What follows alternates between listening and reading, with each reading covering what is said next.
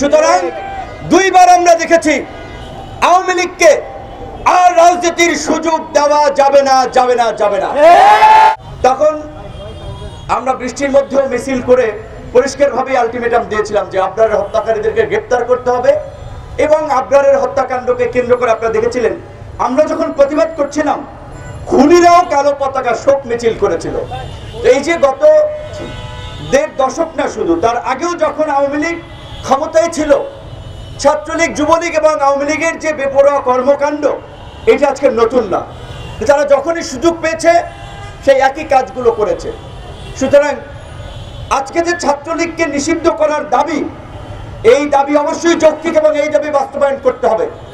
আমরা দেখেছি মুক্তিযুদ্ধের পরপর ৭৫ সালে মুক্তিযুদ্ধের অবশ্যই তিনি একজন অবিসংবাদিত নেতা ছিলেন, কিন্তু মুক্তিযুদ্ধের পর তার যে বিতর্কিত ভূমিকা, হত্যা, গুম, খুনের মাধ্যমে একদলীয় শাসন বাকশাল কায়েমে যে জঘন্য বর্বরতা চালিয়েছেন, যে এই কারণে মাত্র ৩ বছরের মাথায় তিনি একজন ঘৃণার পাত্রে পরিণত হয়েছিলেন, যার ফলেই তাকে জীবন দিতে হয়েছিল।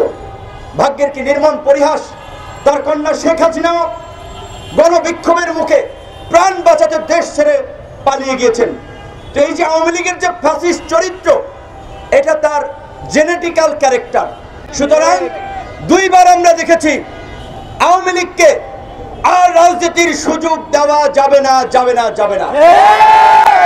এই আওয়ামী লীগ বাংলাদেশের প্রশাসনকে কলুষিত করেছে, এই আওয়ামী লীগ বাংলাদেশের শিক্ষা ব্যবস্থাকে ধ্বংস করেছে, এই আওয়ামী লীগ বাংলাদেশের মানুষের ধর্মীয় মূল্যবোধকে আঘাত করে বাংলাদেশকে উগ্রবাদী, জঙ্গিবাদী, সাম্প্রদায়িক রাষ্ট্র হিসেবে বহির্বিশ্বে পরিচিত করিয়েছে।